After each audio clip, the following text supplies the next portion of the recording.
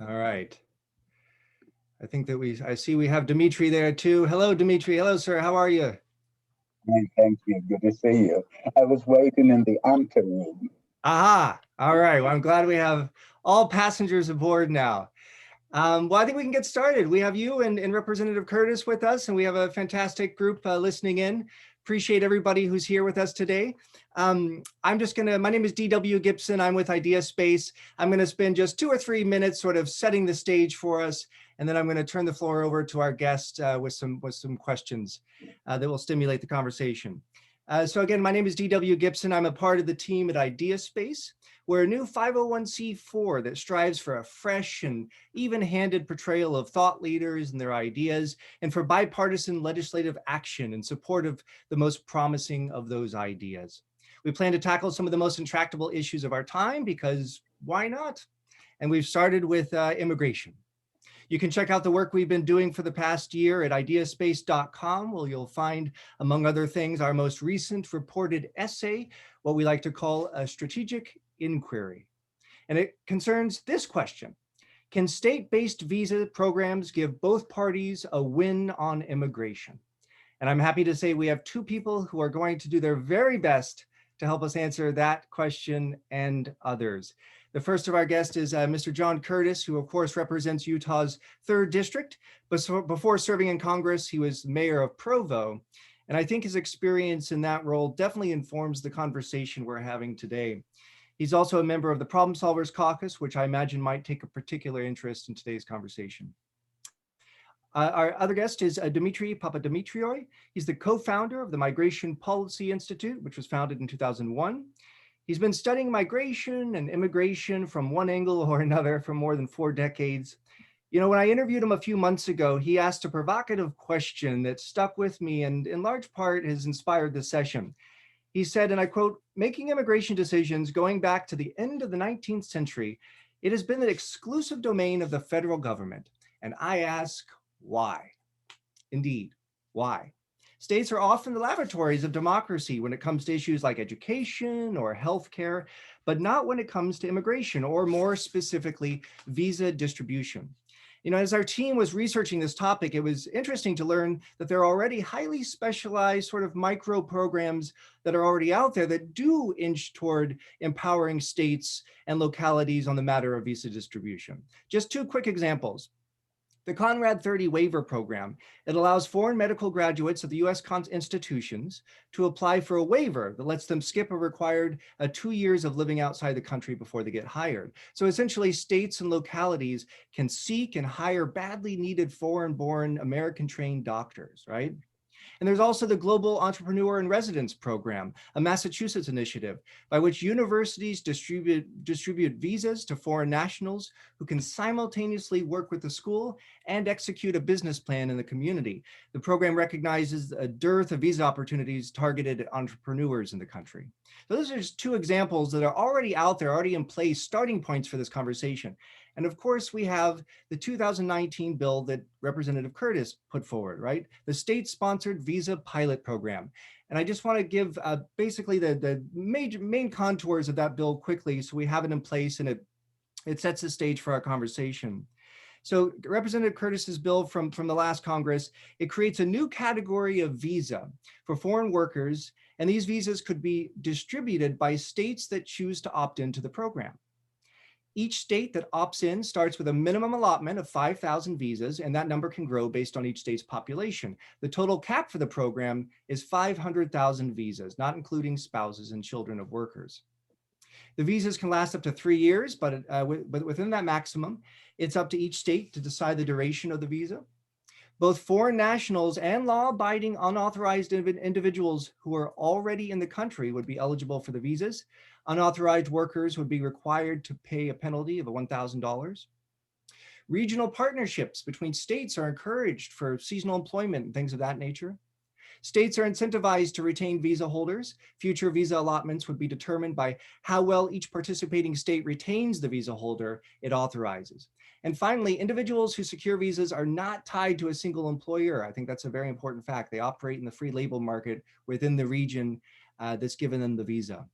I think it's very important to note too that Representative Curtis's bill establishes a new category of visa that's an addition to existing programs, right? So this is not meant to replace any programs. It's meant to be an addition to existing programs. So that's the contour of Representative Curtis's bill, some other ideas that are already out there in the ether. And I want to just take a quick second to say, for those of you listening in, please feel free to send us questions through chat. We're trying to identify the pressure points, the opportunities on both sides of the aisle for making this idea come together. We really do think it has potential across the political spectrum, and we'd love to have input and questions from each of you as we discuss this for the next 20 minutes or so.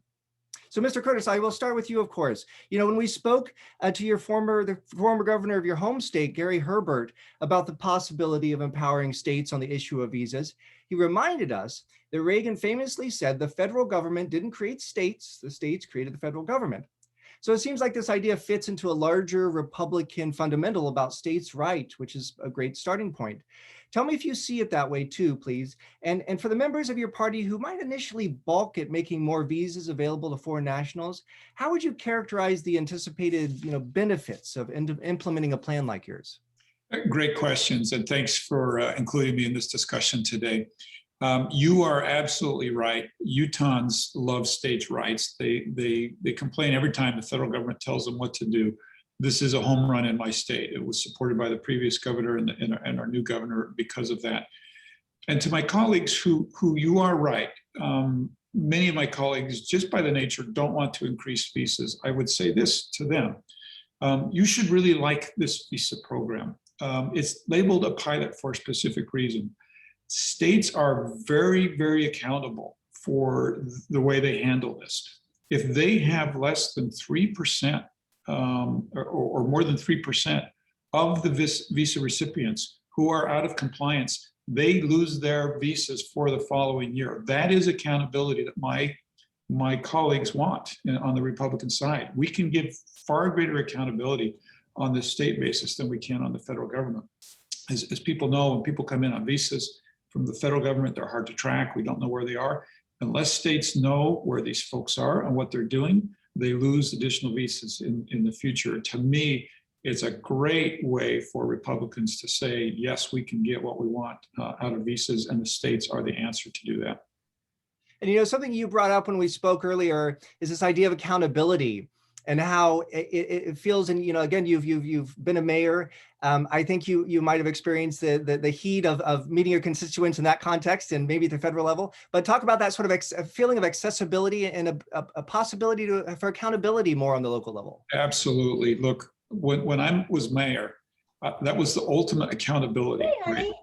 I went to we have someone unmuted. If you could mute yourself, folks, I would appreciate it. Thank you. When I was mayor, look, you see your mayor in the grocery store, you see him at ball games, you see him at church, you see your state legislators and your governor. You don't see your federal representatives. The federal government seems so far away from people and so hard to hold them accountable. And yet your local elected officials are right there, and your likelihood of accountability, in my opinion, is much, much higher. Mr. Papademetriou, I want to bring you into the conversation. You're at the Migration Policy Institute, which holds the view that immigration is, in fact, a very positive force when it's properly managed. And we know you bring enthusiasm to the idea, as I stated earlier, about empowering states when it comes to distributing visas. So given this, what do you see as the hurdles to embracing this idea, let's say specifically on the Democratic side of the aisle? Well, I'm not quite sure that there's going to be as much of a reaction on the Democratic side to this idea.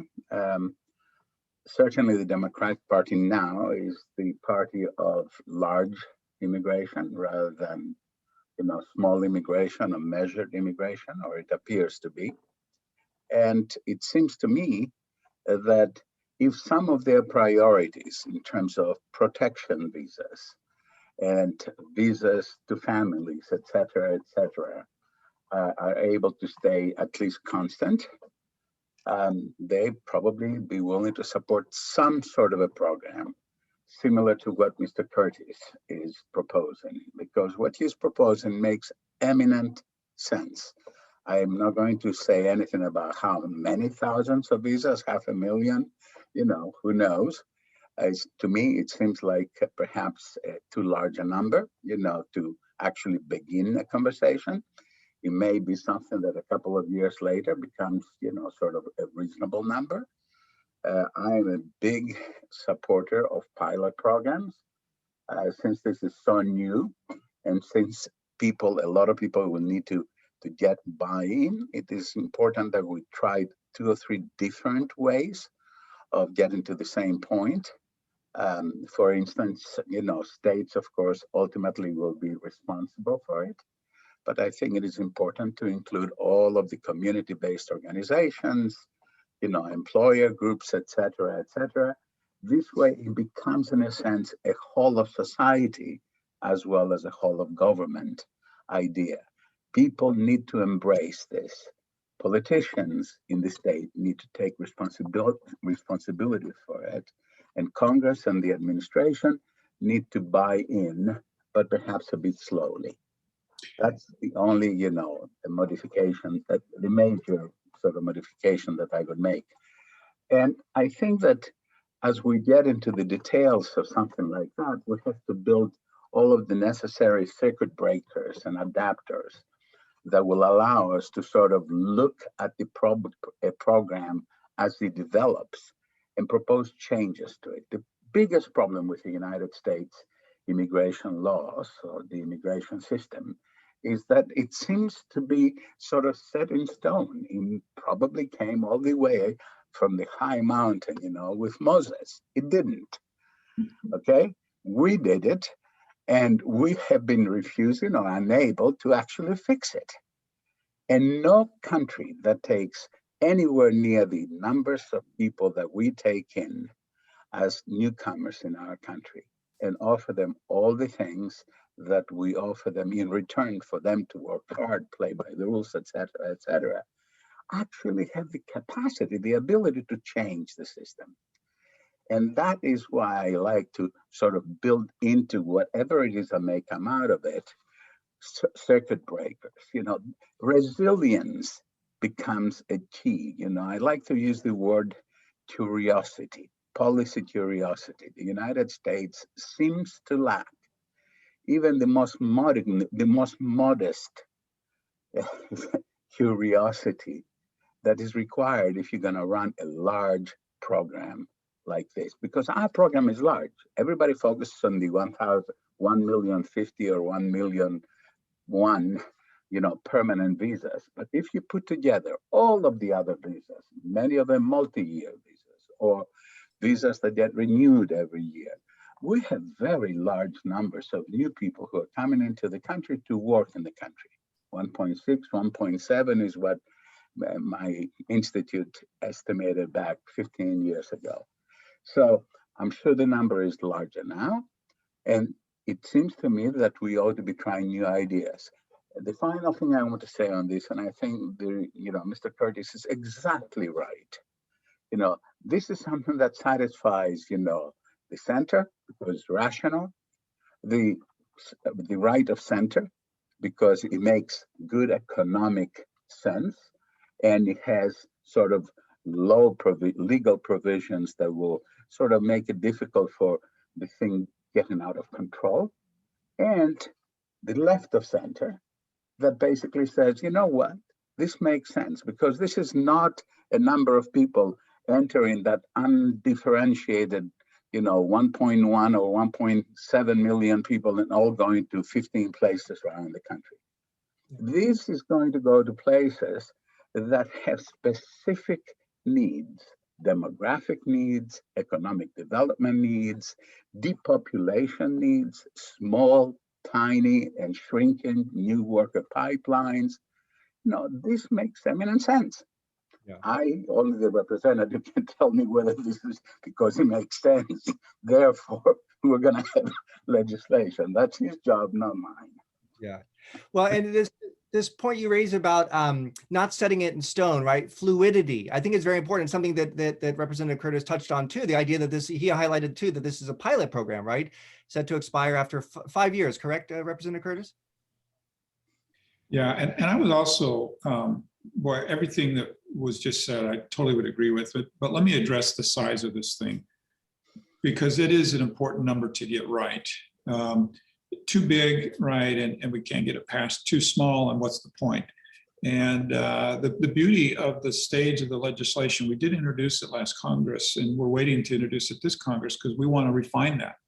And we're in my office, we're totally receptive to what is that right number. Like you say, on the one hand, you say to Utah, well, you only get 5,000 visas. They're going to be mad at me, right? Because it's not enough. But if you say across the country, you're going to get 500,000, it sounds pretty big.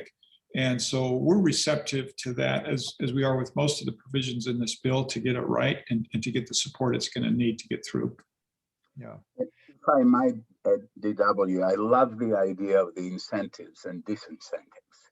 Yeah. Because it is important that the community, in a sense, becomes responsible for embracing these newcomers. This way, once their provisional status, if you want to use, immigration words, ends, the vast majority of them stay. Okay. This is ultimately the test as to whether this is a good idea or not a good idea. Mm-hmm. If people stay, and they stay there because they have jobs, because their kids are accepted, because they're becoming slowly members of the community, then we all win. Mm-hmm. And I mean, so I think 2 points. One is what you just raised, that success could be measured by how successfully we bring people into communities.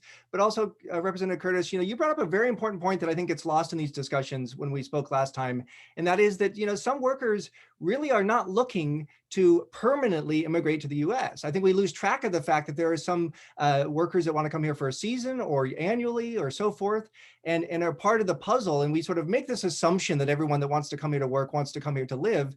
But I think it's important to remember that too, right, Demetrios? Because it's an important dynamic we lose track of. Absolutely. The ability for people to make free choices, as it were, as to whether they're going to spend 3 or 4 years and then go back and build something with their savings and all that. And then 5 or 7 years later, then they can re-enter the program, create some sort of a natural rhythm, of movement. And again, it's difficult to find real losers out of it, with the possible exception, that some people will say it's not tough enough against the people who are going to abscond, as it were. Some people will always abscond. But the fact remains, that you need to come up with a system that makes sense for everybody. And then we're going to get a bit more courage to actually try other things that are also needed in the immigration system. Yeah. So, Mr. Curtis, when we talk to mayors and state officials about this idea, it was really eye-opening to see how apolitical it can become on the more local the issue gets. There are Republican and Democratic mayors across the country have put together welcome programs trying to lure bigger populations of foreign workers, bigger immigrant communities, to help revitalize their towns and cities, as Mr. Papademetriou just said. We've seen state-administered welcome programs administered by Republican governors like Rick Snyder in Michigan and Democratic Mayor of Akron, Daniel Horgan, who told us, quote, "I don't look at the party affiliation of somebody that sits down at the table to work on this plan. With our county executives and our business community, it's not a check mark I look for," end quote. And I think that apolitical environment that Mr. Horgan described is important here, and perhaps something that you could echo from your experience in Provo. But what kind of voice would mayors and county officials and business leaders, as Mr. Papademetriou was talking about, have in a plan like yours? How would we empower them in a plan like this? So this is really a fun question, because it's two-sided. Because on one hand, we're giving the states a lot of authority on A, do they even want to opt in? And 2, how do they want to use these visas? I can actually imagine a scenario where mayors are grumpy with their governor because they don't get their allocation, right, in their particular industry. Well, that's a nice problem to have. And that if that puts pressure on the program to expand, that would be a great problem to have. But I actually think that's one of the problems of this program, is there just won't be enough to satisfy every industry, every city, every county that would like a governor to send the workers their way. And yet, that you go back to that accountability, that governor is far more accountable to those local mayors and legislators than the federal government is to those very same people. And I think political debates playing out between mayors and county executives and governors are much more, it's much more feasible for citizens, for voters to get involved in those discussions at town hall meetings and so forth, as opposed to sort of angling between Washington, D.C. and home offices, right? Exactly. That's the accountability point that is much, much higher in this bill than other things that we're looking at. And DW, if I may add that, you know, the government does not lose control. The federal government does not lose control of, you know, all of the sort of due diligence things that it will continue to have responsibilities, you know, security, backgrounds, et cetera, et cetera. It's just going to be, you know, the main filter through which people become eligible for such a program. So I don't think we're losing, you know, that much outside, of course, of losing some control or monopoly, I should say, over the issue. But, you know, it would make a lot of sense. And it's not, you know, we're thinking of New York. New York has so many immigrants. But you go to upstate New York, and upstate New York needs workers, it needs people. You know, some of the best universities around the country. And years, Mr. Curtis say an exception in the following sense that, you know, you have great universities, but you also have very robust, you know, strong economy. But many other places, you take entire chunks of a state, you know, the top half of Minnesota, you know, parts of New York, parts of every state practically around the union, except perhaps, you know, the two coasts. And you find out that you have great universities, you produce great graduates who, as soon as they graduate, they move to the cosmopolitan cities around the country. That's where the action is, that's where the good jobs are, et cetera, et cetera. So what are all these parts of states left with? They're left with, you know, people who haven't really, you know, gone to university or haven't been successful, and older and continuously aging population. I mean, this is something that we ought to, sooner or later, we're going to have to confront this. Mm-hmm. The question is, why don't we plan it now? Yeah. Well, and those are great examples. I mean, because to me, that's part of the appeal of this idea, right? So it can be used to revitalize a major city like Detroit that's suffered from depopulation, or it can, as you talk about, revitalize upstate New York. I spent time in Middletown, New York, old sort of Rust Belt town for all intents and purposes, manufacturing that's been revitalized on the backs of immigrants. Hazleton, Pennsylvania is another example. There are a lot of examples out there. So it also, it does things for different political landscapes, right? Because different voters live in these different landscapes. We should acknowledge that, and it helps them all. And I wonder if you could talk a little bit, Dimitri, about this thing that I've talked about before, this important balancing values and need, right? And so this gets at the heart of a need, right? It tethers immigration and economics. And it is exactly something that we in the United States have always been a bit uncomfortable with. I mean, if you look at the distribution of visas, if you look at most of the arguments that we have, okay, they're about how can we occupy, and this is, you know, I don't mean to make fun of it, but how can we occupy the extremes, as it were, both in terms of what we include under the family categories and how small our economic migration stream is. No other country. You know, I think this is an instance in which our history and sense of exceptionalism sort of trips us. You know, it makes it difficult for us to actually be as swift as we are in so many other things. So, you know, why don't we balance it a little more? And if the answer is that we need to keep the family the way it is, I don't agree with it. You know, there's nothing wrong with shaving 100,000 visas from that and put it into another category. So be it. But you need to understand, we need to understand as a nation and accept the fact that the main purpose of migration is to contribute to the growth and competitiveness of the receiving country's economies. That's what they're there. That's what immigration ought to be for employment, because we all benefit. When we do that well, everybody benefits. Yeah. And so do the families of immigrants. And so do all of the protection cases that we bring into the country. We need to really anchor this in a much more balanced way than we have to date. And what I really think is great about this idea, and again, Representative Curtis's bill and beyond, this sort of idea, broadly speaking, is that it's initiated by this need, economics, but it's proven out, it's borne out, it's incentivized through values, through can we welcome these people into communities for the duration of the visa, for whatever the case may be, can we find ways to welcome them into the communities? Representative Curtis, I know we just have a couple minutes left. I want to respect everyone's time. Maybe a good final question for you is, we have so much data from economists. We have a letter signed by about 1,400 economists talking about the economic value that immigrants bring to the country. It's pretty well established. But even still, there are narratives that persist about, American workers who are fearful of introducing more workers to the labor force. So I wonder what you could say to those workers who might be still carry that sort of misguided worry, yet misguided but sincere. I do agree. It is very sincere. And if I was one of those without a job, I think I would have those same concerns. I think this is also the beauty. A state can opt out or opt in of this, right? So if you're in a state right now, Utah is below 3% in unemployment. Amazing. Pre-COVID, we were 2%. We need workers, right, in a desperate way. But we might have a neighboring state that's at 10% or 8% unemployment. And that governor maybe shouldn't opt into this at this time. So what I would say to them is this is why it's good not to have one size fits all mandates from Washington, D.C.